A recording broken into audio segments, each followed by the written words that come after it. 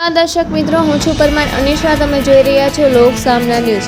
તો જોઈએ આજના સમાચાર અમરેલીથી અમારા રિપોર્ટર દિનેશ દાદલ સાથે.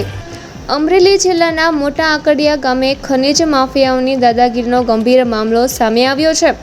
મોટા આકડિયા અનુસૂચિત જાતિ સામુદાયિક ખેતી સહકારી મંડળીની જમીન પર ચાલી રહેલા ગેરકાયદેસર ખોદકામનો વિરોધ કરવા ગયેલા મંડળીના સભ્યોને ટ્રેક્ટર અને જીસીબી ચડાવી મારી નાખવાની ધમકીઓ આપવામાં આવી હોવાના આક્ષેપ કરવામાં આવ્યો છે. ઘટનાને લઈને વિસ્તારમાં ભારે રોષનો માહોલ જોવા મળી રહ્યો છે. મળતી માહિતી મુજબ અમરેલી જિલ્લાના મોટા આકડિયા ગામે અનુસૂચિત જાતિ સામુદાયિક ખેતી સહકારી મંડળીની જમીન પર કેટલાક લોકો દ્વારા ગેરકાયદેસર રીતે ખોદકામ કરવામાં આવી રહ્યું હતું. આ બાબતને જાણ થતાં મંડળીના સભ્યો સ્થળ પર પહોંચ્યા હતા અને ખોદકામ બંધ કરાવવાના પ્રયત્નો કર્યા હતા.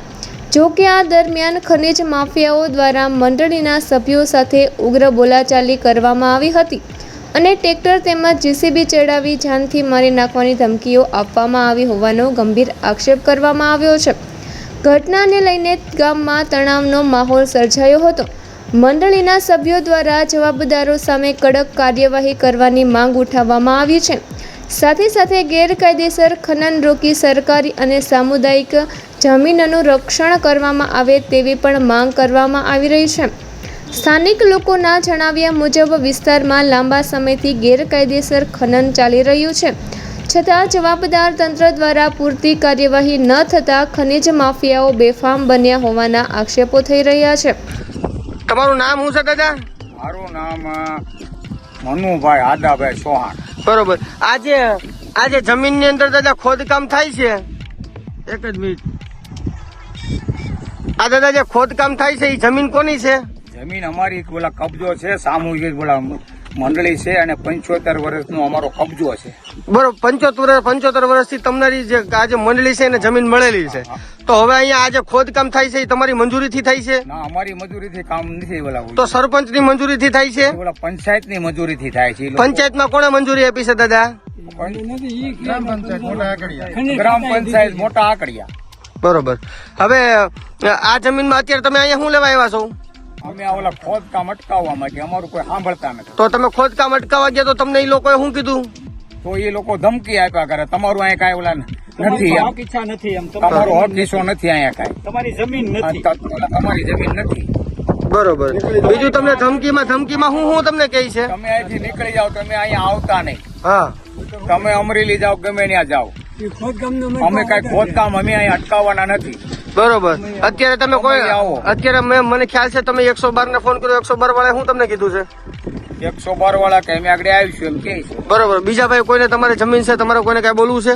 અમારી જમીન જ છે સાહેબ. અમે 1947 વખતથી વાવીએ છીએ અને આ કેટલાય સમયથી વાવતા આવીએ છીએ અને આ લોકોનું લીગલી છે કે અનલીગલી છે, આ લોકો અમે જયારે આવીએ ત્યારે એક જ વસ્તુ બતાવે છે કે આ મંડળીની જમીન અત્યારે તમારા હાથ ઉપર નથી.